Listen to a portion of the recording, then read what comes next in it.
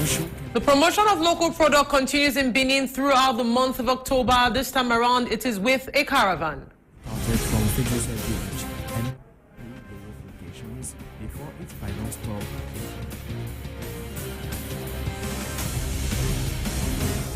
Commitment. Benin, like the international community, honored the celebration of the World Post Office Day. The official celebration by the Benin Post Office took place on Friday. Office was deferred to Friday, an occasion during which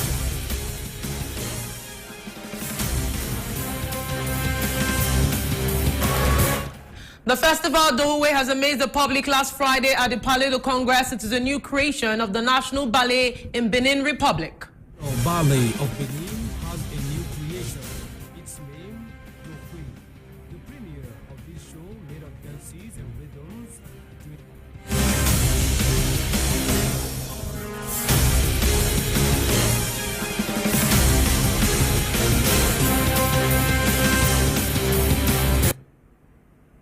Good afternoon, our dear viewers. Welcome to the 1 p.m. news coming to you live and direct from Golfe TV Africa here in the city of Cotonou with Hazel OGOIGBE. Now to the news in detail, starting from the local scene. Following false alerts about the questionable quality of polio vaccines administered to children as part of the immunization campaign, the government has stepped up to the plate, and in a statement made by the public on Monday, the 24th of October 2022, the Minister of Health, Professor Benjamin Hukpati, provided technical clarifications to enlighten the public. The vaccine is used and therefore safe and effective, and vaccinators are trained in their use. No child has been vaccinated with outdated vaccines, contrary to demobilizing statements made on social networks. All children who had adverse events are treated free of charge in the public facilities.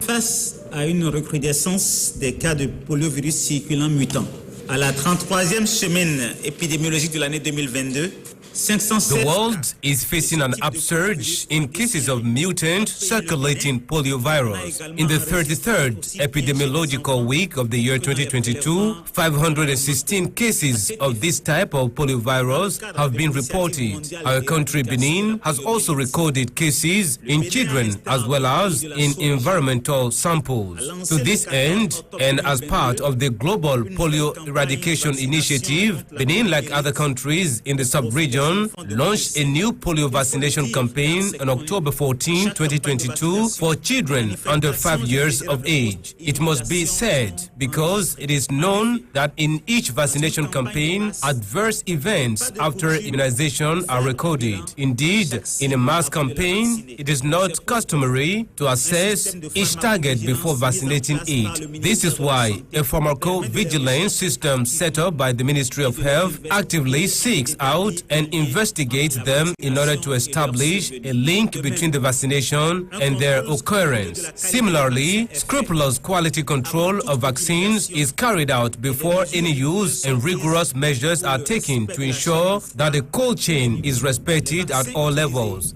The vaccines used are therefore safe and effective, and vaccinators are trained in their use. Moreover, this is not the first polio vaccination experience in our country. For the campaign planned for October 14 to 16, 2022, all the required safety measures have been observed. Notwithstanding these measures, adverse events were identified in some children on the first day of the campaign thanks to the responsiveness of our surveillance system. The severity of some cases led the government to take the following precautionary measures: restriction of the administration of the vaccine to certain targets in spite of international recommendations, the suspension of the campaign at the end of the second day, the urgent referral of cases of post-immunization adverse events to national and international committees of experts for analysis and investigation of a possible link with the vaccine use, requesting an international second opinion on the quality control of the batches of vaccine use. In any case, the government and its partners, who are very sensitive to the well-being of the population, remain committed through the Ministry of Health to the eradication of the polio and the appropriate response to other public health emergencies. I would therefore like to reassure the population that no child has been vaccinated with outdated vaccines, contrary to the demobilizing statements that are being spread on social networks. Similarly, all children who have had adverse events are treated free of charge in public health facilities. As for the cases of death that have occurred, I assure you that research is underway to determine whether they are directly related to the vaccination. But already, I would like, on behalf of the government, to express my sympathy to the families of all these children. Chacun au calme et à la sérénité. Still on the local scene, the promotion of local products continues in Benin throughout the month of October. This time around, it is with a caravan that went through different districts of Cotonou to bring made in Benin products door to door to the steps of the consumers. It is a caravan of a dozen tricycles and other vehicles for the promotion campaign of the Ministry of Industry and Trade to celebrate the month of Made in Benin products. The caravan started from Suivez Beach and went through various locations before its final stop at the headquarters of ATDA in Abomey-Calavi.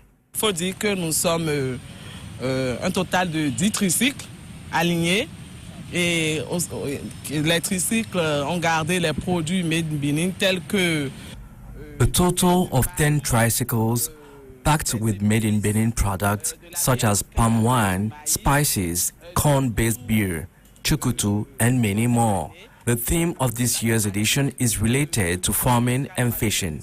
Reason why among the tricycles, some are packed with special tanks that can contain poultry and fish. qui ont en leur sein des équipements portant de la volaille, des poissons dans les tanks. The Territorial Agency for Agricultural Development, ATDA, has been a serious technical and financial support in making and implementing this caravan. L'ATDA du pôle 7 est le partenaire de tous les acteurs qui concourent à la promotion. The ATDA of the pole number 7 is the partner of all actors who are in the business of promoting local products on the national territory. So it's completely normal that we support this initiative because it is extremely important for the population to know that there are quality products that are being made here, that are safe, healthy, and can contribute to the development of the local economy. En les consommant, en aidant aussi l'économie locale à se développer. The producers and promoters of local products acknowledge the initiative. Et l'objectif, c'est de rendre vraiment les produits accessibles et disponibles, de les rapprocher auprès des consommateurs parce que the main objective is to make the product accessible and available to the consumers because this is the biggest issue of made in Benin products. The majority of them are not easily accessible. Meanwhile, our markets are flooded with imported products. Most of the consumers believe local products are of low standards. So just imagine when, regardless of that detail, they still wish to buy the products, which unfortunately are not accessible. Sometimes they have to pay the delivery fees and then get frustrated. Les promoteurs sont obligés de leur faire payer les frais de livraison. Ça les décourage. Ça nous a permis, le long du trajet, de faire voir nos produits, de faire voir les merveilles et les prouesses. This initiative allowed us to showcase the amazing thing that we are capable of. I'm talking of every sector, from agriculture to farming. Really incredible products are manufactured here. We salute this initiative of the ministry and we wish the next edition could be extended to all the departments. This will really help for a good promotion of local products. Les produits locaux puissent être mis vraiment en avant et promus comme cela se doit. According to the Ministry of Industry and Trade, this event is a true success and all the key actors are already looking forward to the next edition in 2023. Still on the local scene, the festival Dohoué has amazed the public last Friday at the Palais du Congrès. Now, it is a new creation of the National Ballet in Benin. The dances of different localities of the country were presented during this evening and several personalities were invited.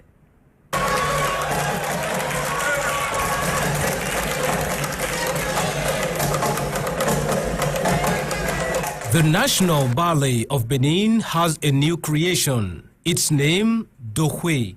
The premiere of this show, made of dances and rhythms to enhance the intangible cultural heritage of Benin, was presented at the Palais de Congrès in Cotonou in the presence of several members of the government, political and administrative authorities, and representatives of the diplomatic corps in Benin.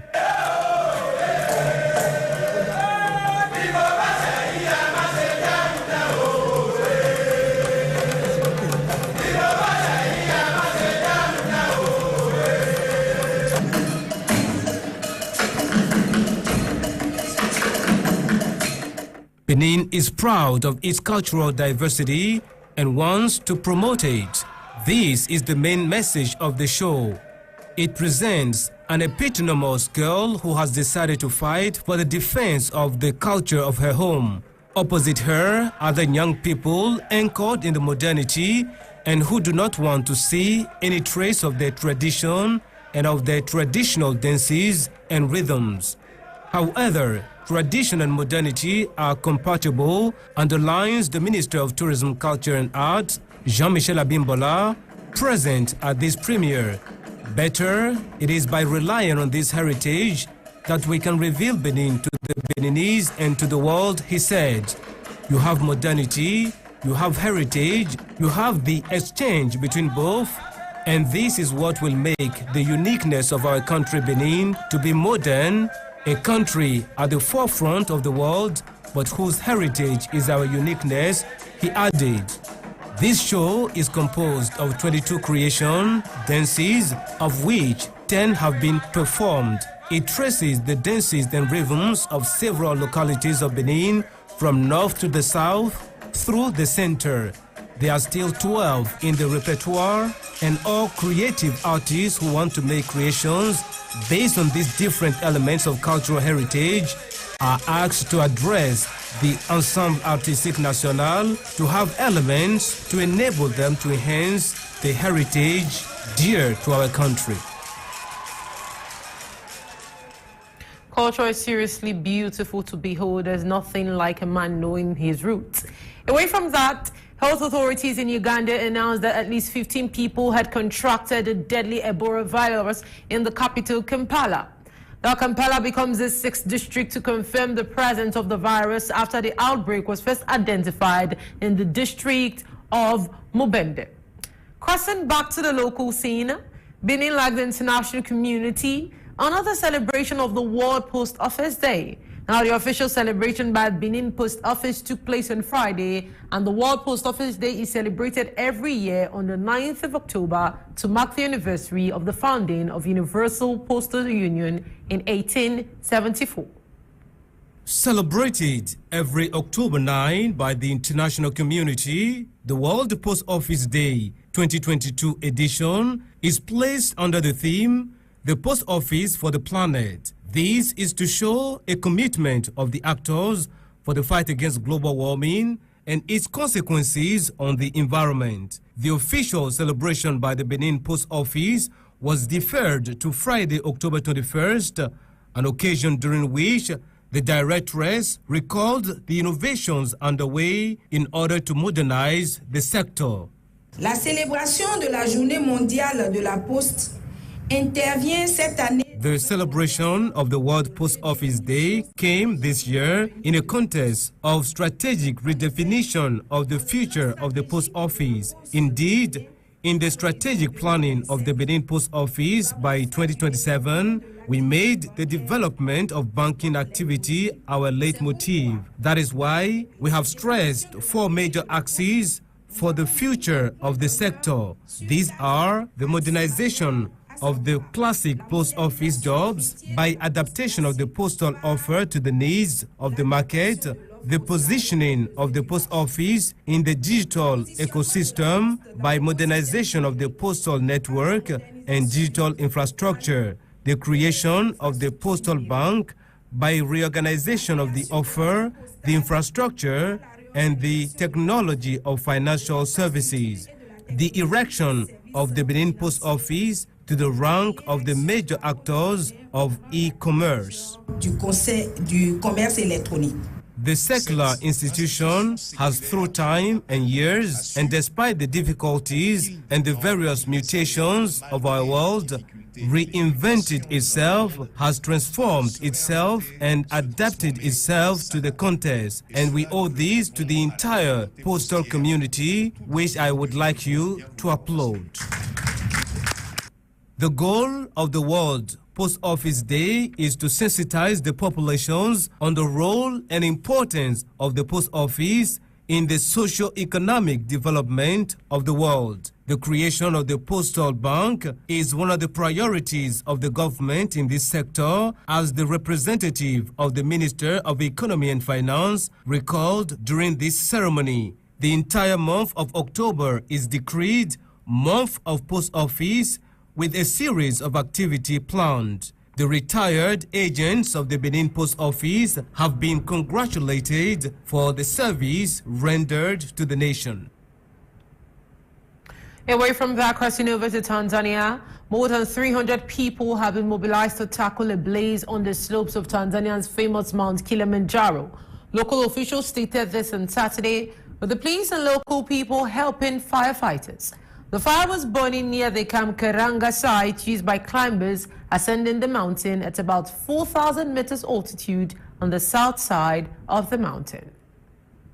More than 300 people have been mobilized to tackle a blaze on the slopes of Tanzania's famous Mount Kilimanjaro, local officials stated on Sunday, with police and local people helping firefighters. The fire was burning near the Kamkaranga site used by climbers ascending the mountain at about 4,000 meters altitude on the south side of the mountain. Mount Kilimanjaro, situated in the northeast of the country, is Africa's highest summit at 5,895 meters. Officials have not yet established how the fire started, but it comes exactly 2 years after another blaze which raged for a week in October 2020 across 95 square kilometers. Fortunately, no one was killed in that fire on Saturday, officials stated. They said the current blaze did not threaten any of the tourists on the mountain. Mount Kilimanjaro is popular with both trekkers and mountain climbers. The fire started on Friday evening and spread by strong winds during the night, stated the regional officials. They could not yet say how much ground it's covered. A plane transporting local officials and leading members of the Tanzania National Park authorities for a visit to evaluate the situation was unable to land on the mountain on Saturday. The chief of the region's police, Yahaya Modogo, said they were focusing on getting the fire under control and could not yet say how big it was or what impact it was having on the population. We're saddened by the news that Mount Kilimanjaro is on fire again. The source of the fire is still unknown, but we're sure it was caused by human activity, and that can either be due to extraction of honey by the locals. But videos posted on social media appear to show the flames devouring vegetation and giving off thick clouds of grey smoke. The police, firefighters, students from the local university, and even staff from tour operators were working hard to bring the blaze under control, TANAPA said in a brief statement. Mount Kilimanjaro, with its snow-capped peak, is known around the world. The forest surrounding it forms part of a national park, and Kilimanjaro National Park is registered by UNESCO as a World Heritage Site in part because of the many endangered species that live inside.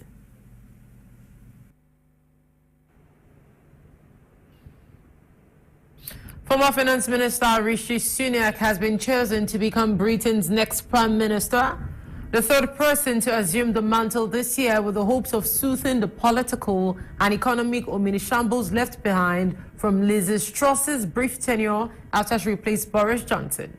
Now, the new British Prime Minister Rishi Sunak is the first British Prime Minister of Asian origin. Sunak is the son of Indian immigrants who came to the United Kingdom from pre-colonial Kenya and Tanzania at age 42 years old. Sunak is also the youngest British Prime Minister in more than 200 years. Crossing to Zimbabwe. The global shortages caused by the war in Ukraine has pushed some countries to focus on producing more of their own food. Now, as a result, Zimbabwe is on the route to reaping its largest wheat harvest ever experienced. A busy time at Good Grass, a large commercial farm east of Zimbabwe's capital, Harare. Like many other farms across the country, wheat harvesting is in progress. Farmer Claude Nyakonda is expecting more than 1,000 tons of wheat, his best harvest since he started planting the crop. I'm happy that we've managed to produce a good yield, and with the hectarage which we have put under wheat and what we are now reaping, I feel proud of what we are doing as a nation. Zimbabwe is investing in inland dams to move away from over-dependence on rain-fed agriculture in the face of climate change. The country's wheat is predominantly grown under irrigation, but failing rains haven't been the only problem. Zimbabwe held the breadbasket of Africa status until early 2000, when agriculture took a nosedive because of the land reforms. From a net exporter to a net importer of cereals and grain. But things have slightly shifted because of mechanization and some of the reforms that the government has embarked on. The record wheat production has been achieved thanks to partnerships between the government and private companies. The authorities encouraged private players like millers and banks to finance farmers for 60% of the wheat planted. We were instrumental in facilitating big policy positions and frameworks in the form of joint ventures. We now have joint ventures whereby the resettled farmers join hands and partner with the private sector players and start to sweat the land to utilize and fully utilize the resources, the dams, the water and the land. So we believe that is paying dividend. For ordinary citizens, the bountiful wheat harvest could translate to reduced bread prices. A loaf of bread costs more than $1, a price that many struggling families cannot afford. Grain millers are upbeat about buying wheat grown in Zimbabwe, as it lowers their production costs. We have saved more than $200 million a year. And these funds that were supposed to remit outside has now been redirected to local industries. And the multiplier effect of having 200 million now going to the companies which are into inputs production, mechanization, and other related services simply builds towards increasing our GDP as a country. Farmer Claude Nyakonda wants to grow more grain to sustain food security. Zimbabwe may once again become Africa's bread basket. A positive development in Zimbabwe. The United Arab Emirates has reportedly banned nationals of some 20 African countries from entering into its capital, Dubai. Now, they read, and I quote, "This is to inform you that we will not be posting 30 days visa applications for these nationalities effective from the 18th of October 2022. Away from that, crossing over to this, as women-led nationwide protest sparked by death of Gina enter 6 months, shopkeepers and factory workers went on strike.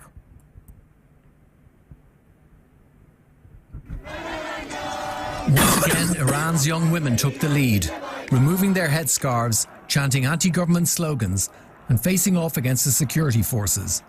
A 6th week of nationwide protests sparked by the death in custody of Mahsa Amini. The protests began with demonstrations against the mandatory hijab, but they've grown into the greatest challenge to the Islamic Republic since the 2009 Green Movement over disputed elections. Shopkeepers, students and factory workers are showing their support for the nationwide protests. Security forces have responded with violence, firing live rounds and dispersing gatherings with tear gas. Rights campaigners say more than 200 people have been killed.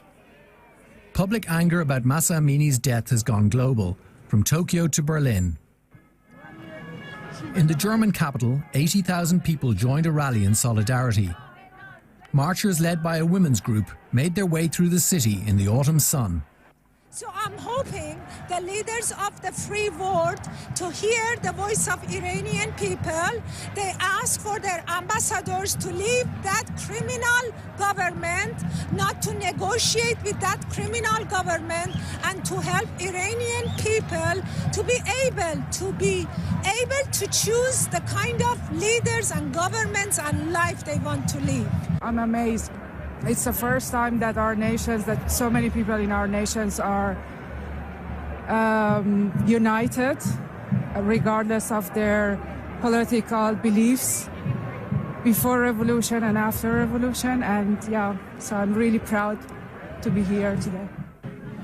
Waving flags and holding signs criticizing Iran's clerical rulers, they chanted women, life, freedom. Nigerian farmers say they are expecting poor harvest this year after heavier than average rains pummeled crops and brought widespread floods. Nigerian farmers say they are expecting poor harvest this year after heavier than average rains plummeted crops and brought widespread floods. The flooding is affecting most of Nigeria's states and other countries in the region, killing hundreds. Selina Gowon has been farming her 5 hectares of land in Abuja for over 20 years. After this week's overnight heavy rain, she woke to find water coursing across her land. With her farmland divided by water and many crops ruined, she fears the money she has invested this year will be lost. Too much. As the rain too much, and so you come with the flood. Come divide the farm into 2. Carry, if you go behind that side, that across where you don't share into 2. The flood affected rice that side, banana, my plantain, all don't go. Many consumers at this market complain of the rising goods prices as well as the low quality of produce. The floods have blocked or washed away roads, and transporting produce to markets now takes longer and costs more money than ever. Everything is very expensive for us. Even food to eat, it's not that easy. Now we go up and down to struggle to get what we go eat for our children. From Edo to this side, I think we have to carry J5, then 110, 120, but as right now, 140, 150 because of the flood. Farmers say 20% of their goods get spoiled on the road. Nigeria has recorded at least 600 deaths, while in neighboring Niger, authorities say at least 192 people have died. They are the results of storms, either from homes collapsing or from drowning in flood waters. Experts point to unusual rainfalls and the failure of government to set up early warning systems to better prepare for climate extremes. The floods in West Africa are majorly due to government negligence to environmental-related issues like climate change over a period of time, said Ibrahim Raji, a climate researcher focusing on the region. The situation boils down to the government's reluctance to address environmental issues, Raji added.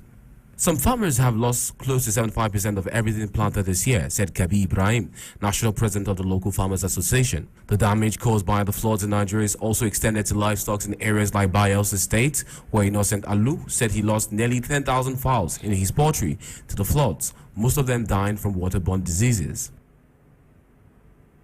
A trade union mobilized several hundreds of supporters in the capital to protest against the high cost of living. The rally took place outside Parliament, and it came after several protests already this week. A trade union close to the main Moroccan Islamic Party on Sunday mobilized several hundreds of supporters in the capital to protest against the high cost of living in Morocco. The rally outside Parliament came after several protests already this week in Rabat and other Moroccan cities.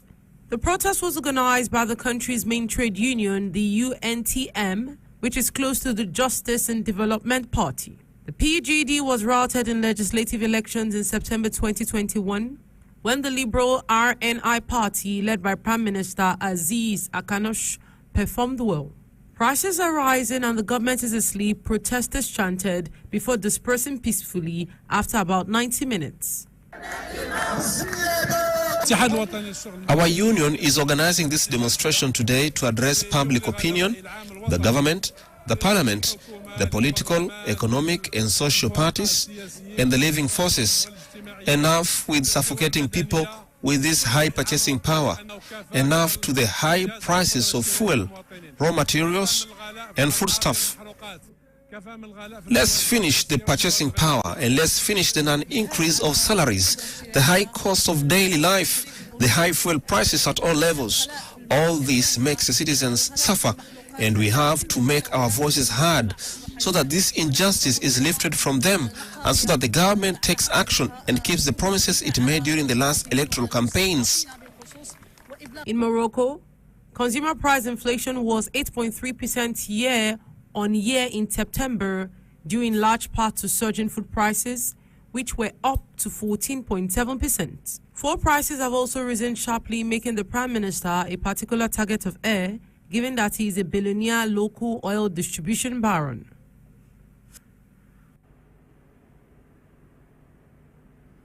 Several towns and cities in Ethiopia have held anti-Western rallies.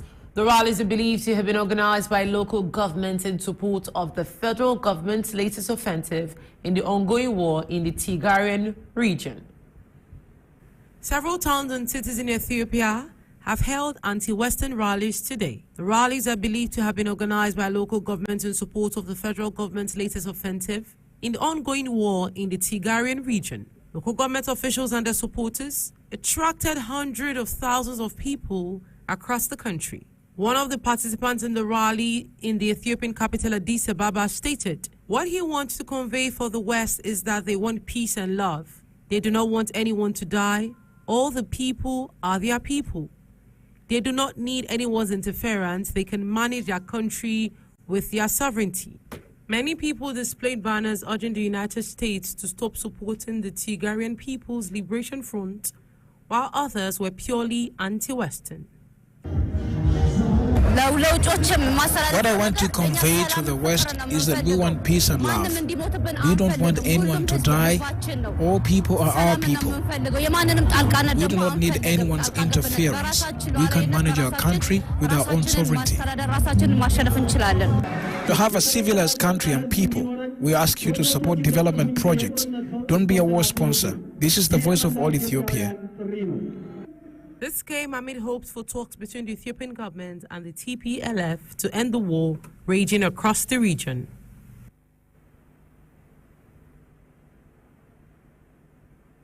The market town of Kuseri in the far northern province of Cameroon, close to the border with Chad, has been struggling with major floods for a week. Now, two regional rivers have their confluence here, and the Logone and Chari, and both are seeing exceptionally high water levels that are predicted to rise further. The market town of Kuseri in the far northern province of Cameroon, close to the border with Chad, has been struggling with major floods for a week. Two regional rivers have their confluence here, the Logone and Chari, and both are seeing exceptionally high water levels that are predicted to rise further. Sandbags were being used in an attempt to contain the rivers, but for many parts of Kuseri, it was already too late. Homes in the town have been flooded and people were seen walking through knee-high muddy water, carrying possessions to try and save them from the flood. Families have been left homeless and have built temporary shelters from sticks and sheets on dry, higher ground. The town of Kuseri and the district of the same name has been confronted for a little over a week now by the floodings of the Logone and Chari rivers. The heavy rains caused enormous damage in August, and again the situation has become serious due to the rising flood waters in Cameroon. The Logone and Chari River separates Cameroon from neighboring Chad, which declared a state of emergency this week to help tackle the flooding crisis. Former South African President Jacob Zuma, first to resign in 2018 as he was so mired in corruption scandals and accusations, has accused his successor Cyril Ramaphosa of being corrupt on Saturday. An independent commission was set up in September by South African Parliament to investigate a burglary case that has been bothering President Ramaphosa for several months, accused of money laundering and corruption. The result of the investigation could lead to a possible vote in Parliament for his impeachment. Mr. Ramaphosa is accused of having concealed from the police and the tax authorities a burglary in 2020 at one of his properties, during which large sums of cash were found hidden in furniture. Conducted private business while holding the high office of president is nothing but corruption, which is inconsistent with the nature of that office and the Constitution itself.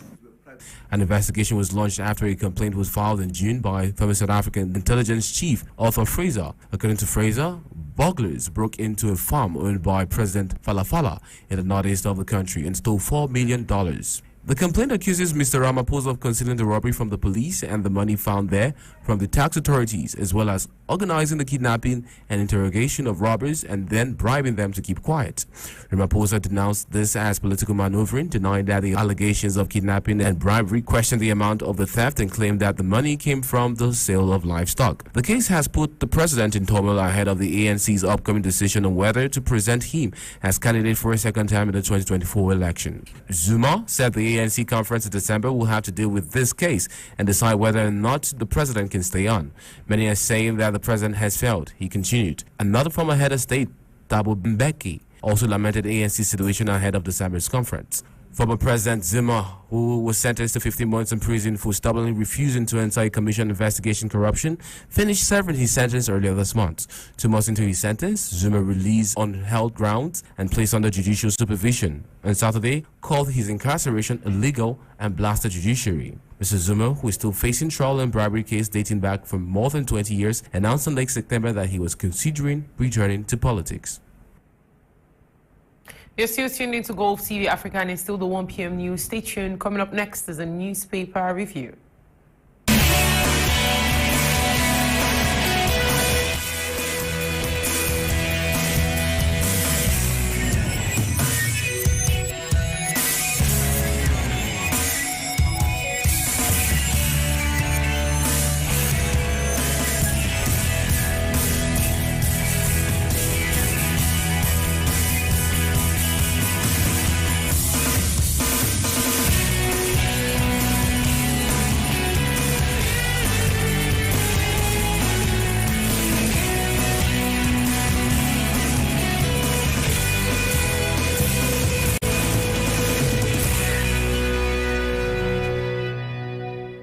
Welcome back to the newspaper review segment. This is a segment where we get to analyze stories that are trending on the pages of various African dailies. Now, today we're going to get started with the pages of the Front Page Liberia. And the top story on the Front Page Liberia is talking about a senior staff at NIS accused by his wife of consistent gender-based violence, court ordered issue writ of assets, woman beater. Now, if you look at that picture, you would see the woman that is his wife already has blood on her face, and this is actually talking about men and officials that go out of their way to molest the opposite gender. These people should be put behind bars. Still on the pages of the Front Page, this story says, the Senate Committee confirms NEC Chairman Davidetta Brown Lasana's handpicking of ECEP International to provide biometric voter registration for the 2023 elections. All this could be found on the pages of the Front Page. Crossing away from that, let's see what is happening on the pages of the Guardian Post Cameroon. Away from the Front Page, let's see. Now, the Guardian Post Cameroon is still talking about the conflict in Cameroon, and it's saying suspected amber fighters abduct 8 CDC workers and they set tractor ablaze. And it's saying at least 8 workers of the Cameroon Development Corporation CDC are reported to have been abducted in Tiko Fako division of the southwestern region yesterday. Now, the workers are said to have been whisked away at different intervals, and they were said to be cleaning cop lamp and loading same into the tractor that was put on fire. Report says that the conflict in Cameroon is one of the most underrated conflicts on the African scene. Above that is talking about custom ops preparation ahead of World Customs Day. And this is good news, saying the government of Cameroon has digitalized divisional tax centers to curb fraud. You know, when things are digitalized, the amount of fraud that goes on in an economy comes at a very, very minimal rate. And talking about AFCON 2021, Cameroon sinks Ethiopia and qualifies for knockout stage on the pages of the Guardian Post Cameroon. Away from the Guardian Post, let's see what is happening on the front page of the Citizen Tanzania. On the Citizen Tanzania, why maize is now a money spinner on the pages of the Citizen. Below that story, incoming UK Premier Sunak takes over amidst economic crisis on the pages of the Citizen. Away from that, let's see what is happening on the pages of the Daily Guide Ghana.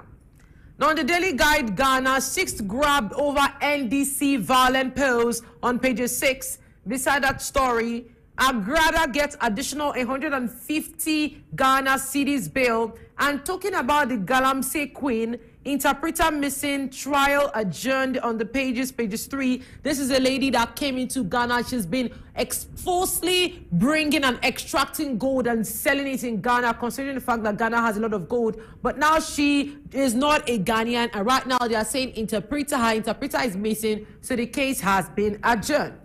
Below that story, Nana opens a Bomoso Bridge on the pages of the Daily Guide Ghana. Away from that, let's cross over to the front page of the Guardian Nigeria. Let's go over to the Guardian Nigeria.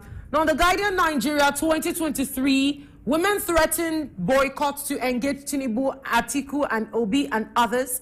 By the top left-hand side of those pages of this dailies, it reads, government dares foreign airlines to shut down operations and threatens reciprocity on pages 3. Beside that story, Nigeria still at risk of importing wild polio virus NPHCD1s. And beside that story, diversified business models and others lift UBA and Q3 profit by 12.3. Still on the pages of the Guardian Nigeria, the federal government, why we don't want Kanu released. Nnamdi Kanu is the proscribed leader of IPOB, and the court has already given him the injunction to release him, though they said he has been released, well, he has not been acquitted. Now, the federal government has said they are not going to release him, and it is because of, security situation. When someone, a citizen of Nigeria, is kept behind bars for security situation, then his rights are secondary, and that is just normal on the Nigerian constitution. Beside that story, talking about terror alert, experts urge federal government to tighten security around soft targets on the page 30 of the pages of the Guardian Nigeria. And our dear viewers, this is where we're going to end today's edition of the African News Super Review. Now, thank you so much for tuning in to Golfe TV Africa.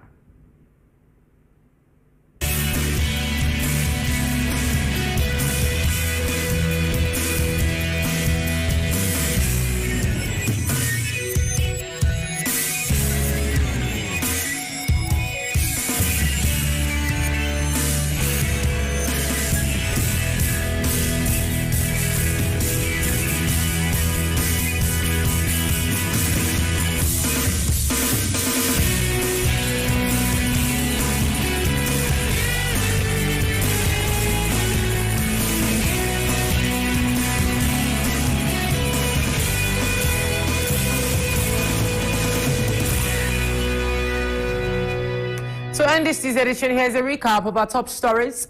The promotion of local products continues in Benin throughout the month of October, and this was around it with a caravan that went through different districts in Cotonou.